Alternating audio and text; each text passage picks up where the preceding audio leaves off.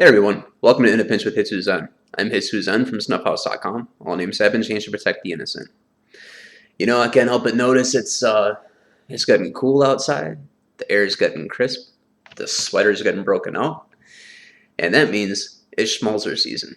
I love Schmalzers. People associate them with cooler weather. I take them all year, but I totally get the association. They're warming and comforting, kind of like a cup of hot cocoa. I decided I'm going to do a 4-part Schmalzler series, and that's the only reason I'm only doing 4 is because I only have 4 left because I go through them like Scarface style. I just like face first in a plate of Schmalzler when I have the time. Anyways, so I was trying to decide what order I'm going to review the 4 that I have left in, and just decided I'm going to do my favorite one first, and then go from there. So what we're starting out with is, can you see it? Now you can. Aecht Altbayerischer Schmalzler. Aecht Altbayerischer, before I even go any further, I speak no German. I don't pronounce German correctly, so any German-speaking people out there, I apologize if I offend you. But Aecht, or Altbayerischer, I guess means genuine old Bavarian. Schmalzler, let me talk a little bit about Schmalzler first before I get into the first review. If you're not familiar with Schmalzler,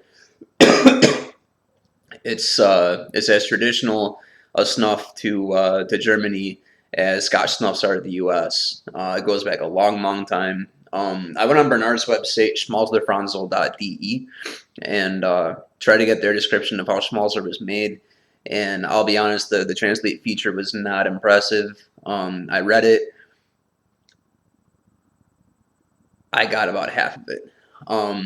Something along the lines of Brazil tobaccos being aged first in fresh ox hides and then chopped up and aged and fermented a second time in giant vats. Saucings and casings being involved. And then a grease being added. I don't know if any of you guys speak German and could translate that page for me, that'd be awesome because I'm certain that translate feature was less than accurate. What I do know is it's heavily fermented.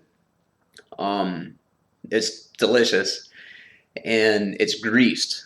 Now, back in the day, they used to grease their schmalzers with animal fat. That's what schmalzer means. Schmalz means fat. Nowadays you can't do that because fat goes rancid, it goes bad on you, so they can't sell it like that. Nowadays they use various oils, I guess most commonly mineral oil, but regardless, whatever they use, what Schmalzer is to me is a taste that's comforting, a smell that I enjoy throughout the year, an appreciable nicotine content. Again, this isn't nicotine bomb, so if that's what you're looking for, go elsewhere. This is a flavor bomb. It goes up your nose like you wouldn't believe. It just like disappears up there. There's just almost no burn to speak of. You can take massive piles of it, which is dangerous because if you're anything like me, you will take massive piles of it and go through it a lot quicker than you really want to. Of the 4 Schmalzers I'm going to review, 2 of them are Bernards and 2 of them are Pauschels. The Bernards both come in these 10-gram tap boxes. With the exception of this one, actually, I was looking on Mr. Snuff, and it looks like now they actually offer a bulk, but it's like 500 grams for like $130. I don't know. I would like the option of buying like maybe a few ounces at a time, but I don't got $130 to spend on a pile of Schmalzer personally. If you do, or you got like 10 people who do, hey, let's throw down on a group order. But anyways, so these come in 10-gram tap boxes for, I think they run usually around $3.50 or $4 each. I probably should have checked before I started this video, but yeah, $3.50 to $4 each. And then the Pauschels are in 100-gram bags for, I want to say, $5. I really should check Mr. Snuff before I do the next one. Anyways, so Schmalzers to me, they all have some of the same basic characteristics with some subtle differences. I'll explain them the best I can. The differences, I can tell you that you could pick any Schmalzler, and if you're gonna like any Schmalzler, then you will like any Schmalzler. If you don't like a Schmalzler, you're probably not going to like any Schmalzlers. Most of them are basically in the same range flavor wise, with some really subtle differences.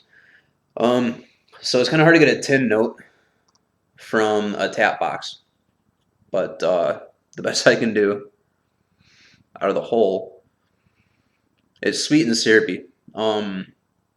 People describe it as figs. In the nose, I get that, and I'll get to that in a minute. But the tin note, see, I've actually got a pack here of figs. I love dried figs. I would probably call that my favorite fruit. And yeah, just strictly on tin note, this is a lot sweeter than this. What I smell in the tin is like raisins and smoke. Not a lot of smoke. Not like an English toast smoke. Like I don't know. Raisins and smoke is what I get. So I'll go ahead and get some in the nose. I'll be honest and tell you. Usually, when I'm taking this on my own, I usually tap it into a tap box or into a boxcar. But being that this is YouTube and people are watching, I'll be all proper like about it, and I'll take it off the back of the hand. So tap out, and again, you can go pretty generous on your piles here. I'm actually going to go a little conservative to what I usually do, but I took a pile about that big. All right, and then I'll just kind of flatten it a little bit, like not push down flat, but just where there's a somewhat even surface area that I'm working with, and then just kind of dive in.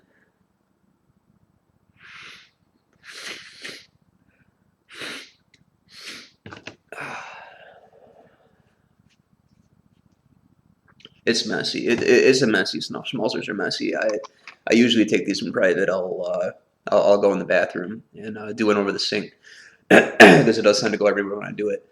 Again, it goes right up. Very little burn. Definitely no irritation. The burn that is there is just enough to let you know that you just put something in your nose. In the nose, man, the stuff warms up. There's a lot going on. It's dried fruit, plums, dates, figs, a little bit of smoke, and it's sweet, but it's not like I was talking about the bananas Foster. You know how it's sweet, like fruity sweet, but it's not like candy sweet. This is even sweeter than the fruity sweet, but still not candy sweet. There's nothing artificial. There's man. You try to compare scents to things people might be familiar with, and honestly, I couldn't. Like, this is the kind of scent that I could compare a food to. Like, hey, this smells like a Schmalzler. But Schmalzlers, I don't know, dates, figs, raisins, dried plums, and a little bit of smoke. There's a little bit of smoke there. There's no saltiness. Man, it's just pleasant. It's warming. It's warming the way a cup of hot chocolate is when you come after shoveling the snow. It's warming the way a cup of coffee is when you wake up in the morning and it's still dark out and you got to go to work and you don't want to because it's Monday. It's just comforting and again, totally get why it's considered a cool weather snuff. And honestly, the flavor is much stronger in crisp air. But I'll be honest with you, like I said, I went through a pretty massive Schmalzler binge over the summer. I will warn you, some people get side effects from Schmalzlers. I am blessed and I don't suffer these side effects, but it is something to bear in mind. A lot of people mention profuse nose running when they take a Schmalzler. I don't. I get a heavy back trip about 5 minutes in, but it's a really tasty back trip that honestly goes great with coffee. That sounds disgusting, I know. Snot and tobacco tasting good with coffee, but honestly, it does. It's delicious. Anyways, but yeah, I get no forward drip at all. I do get a back drip. Some people, I gave this stuff to a buddy of mine at work, and he loved it until about 5 minutes in, maybe less. His nose just wouldn't stop running, and he ended up going and blowing it out in the bathroom. So that is something that some people do experience. I don't think as many people experience that as you might be led to believe. Um, I've had no problem taking this stuff at work, out with the family. Every once in a while, I get a little juicy, and I just suck it back, and it's in the back of my throat, and it tastes good. The stuff's delicious. So I got three. I got three more I'm going to review. I will tell you that this is my favorite out of all of them. I just wish that there were options for purchasing it aside from either a 10-gram tap box or a 500-gram bag for $130. I wish there was a middle ground we could reach there. But again, hey, if anyone's down for a group buy, I'm down. If we got enough people, shop it to like 20, $30 a piece. Yeah, let's do it. So I hope you enjoyed the review. Like I said, there's three more Schmalzler reviews in the series. There's one more. I'd really wish I could review the Cernicker Staubinger. I'm positive I pronounced that wrong. I wish I could review that for you, but I no longer have that. But the other three I'm going to review are also really good. So stay tuned for that. Also hoping to do a couple cigar reviews here pretty soon, and possibly an estate pipe restoration, and maybe some topical discussions. We got lots of stuff going on. So I want to give a quick shout out again to Sean S. Congratulations on winning the lucky draw last night. Already got a hold of you. We got that sorted out. That'll be coming to you sometime next week. Yeah. So thanks for watching. Thanks for supporting the channel. If you have any kind of feedback, something you'd like to see, something you'd like to see less of, topics you'd like to see broached, anything, get a hold of me. My email is at the bottom there, boxandpipe@gmail.com. Otherwise, you guys can catch me on the boards. I'm off and on Snuff House pretty much all day. So have a great weekend. I hope to have the time to see you again before the weekend's out, but if not, have a great weekend. Go outside, rake some leaves, have a fire, smoke a cigar, hang out with your kids, have fun. Bless you guys. Salut.